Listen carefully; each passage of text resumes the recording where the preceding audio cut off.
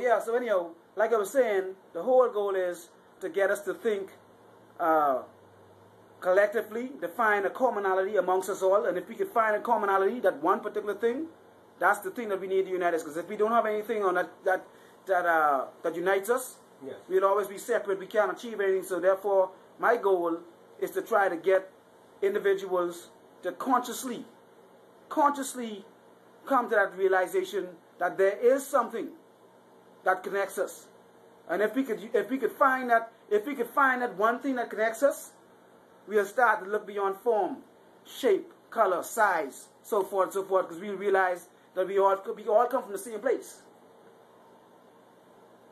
We share the same air, the same sun, the same moon.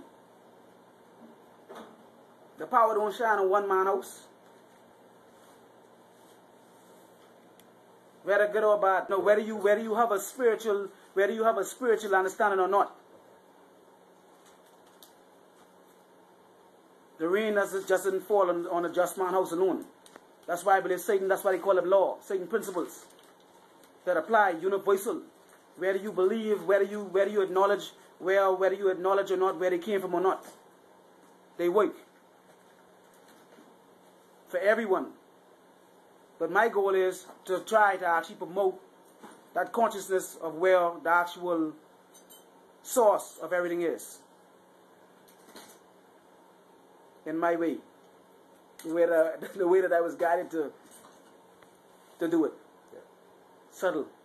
Without saying God, this, that, and you know what I mean, trying to promote, trying to do church. Right.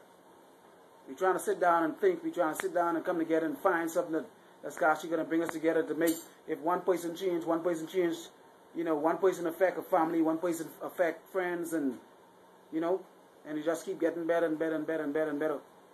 We don't need to depend on no government or no politicians or none of that and so forth, at all. Each individual, one person makes a conscious change on a positive, because light overpower darkness, and the vibration is as higher, 90,000. And then they go into like saying, if you, and that's if you operating, I can't even remember how it go. I think it's actually like a chart. If you operating at a certain level, you could affect 90,000, and if you go up at another level, you affect 100-something thousand or more. The numbers expand.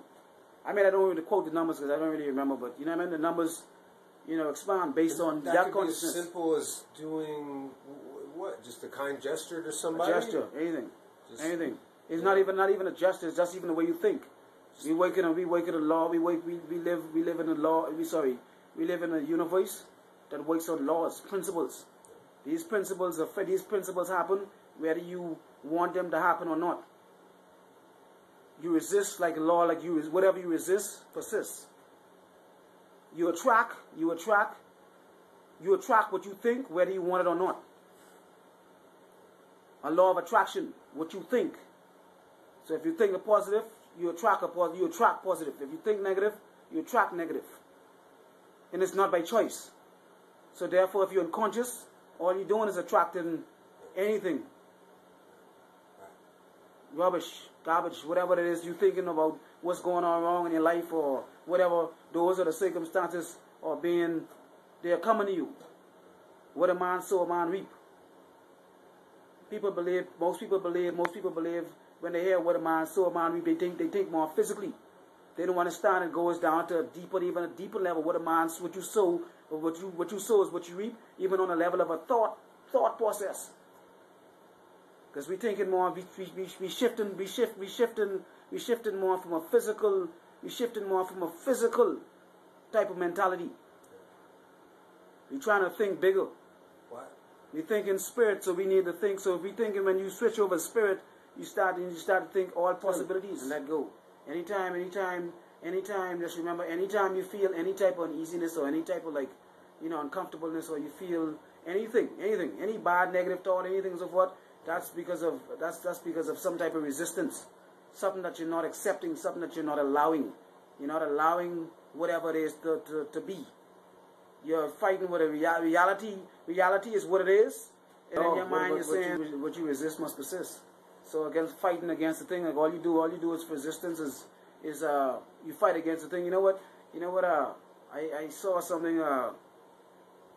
Really interesting, I guess, and I don't want to mess it up and misquote it or whatever, but scientists, and I guess guys who study all these ecological stuff and all the, the system of the earth and the world and all that, and they came up with to try to find a word that would describe life, to be alive. Like what word would represent life. So these guys, all these scholars and all these mind, brainiacs, they come together and they came up with this word, and they came up with the word irritant. Life is like an irritant, because it's always something pushing against. It's always a force. You're always being rubbed the wrong way. You're always being irritated.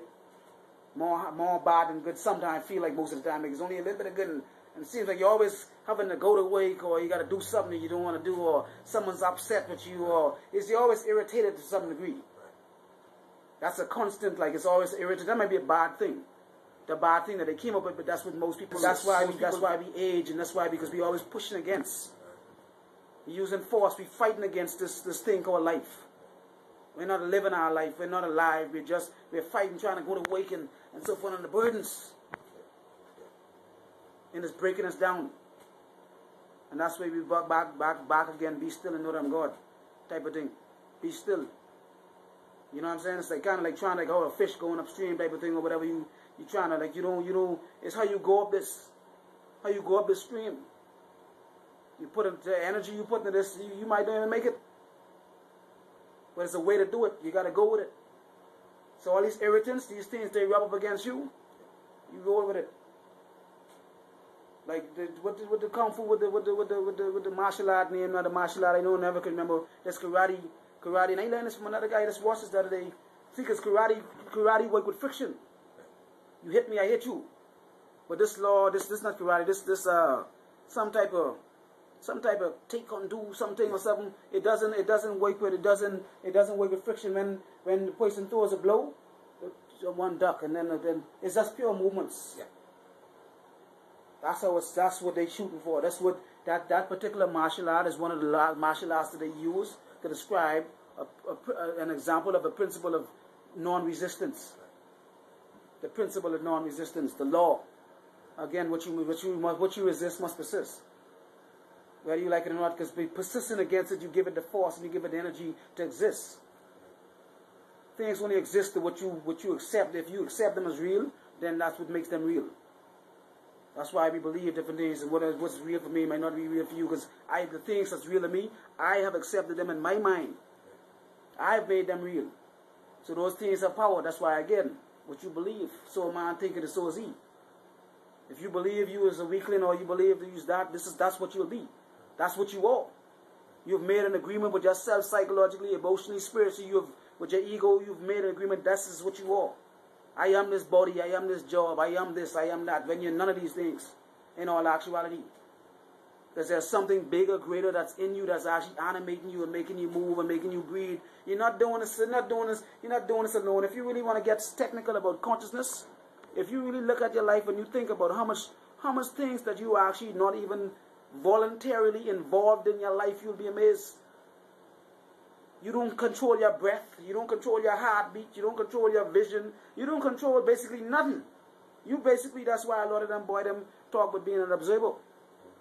All you was is an observer. You basically come here, you get put here to be a vessel for an experience or whatever, for something else. You need to be, you're supposed to be eyes. Your eyes, your earthly vessels, your earthly eyes are containers.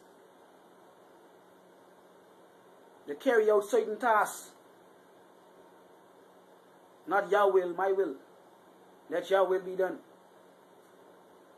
But we fighting and we thinking it's our will and we doing all these things, so therefore that's where the resistance coming from. We ain't happy. We ain't happy with life the way it is and this and that, so forth. Not being able to just to be still. Look at a tree. A tree don't even move.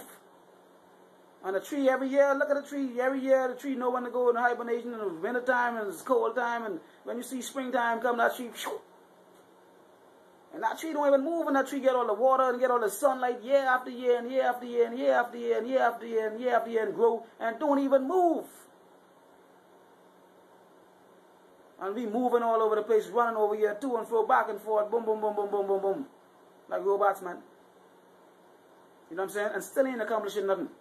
Fighting against this everything instead of going with the flow and allowing things to be. Life would be a lot smoother, life a lot better, a lot easier, a lot happier. Put your energy into something else, you know what I'm saying? A more positive vibe. A deeper vibe, a bigger vibe, you know what I'm saying? You know, we put a lot of emphasis on this, we put a lot of emphasis on this form, but that's how we program though. We come here in the physical, so we program to be physical, but that's the whole thing about breaking the illusion and understanding what you really are and who you are. First and foremost. You know what I'm saying? Make the physical the secondary.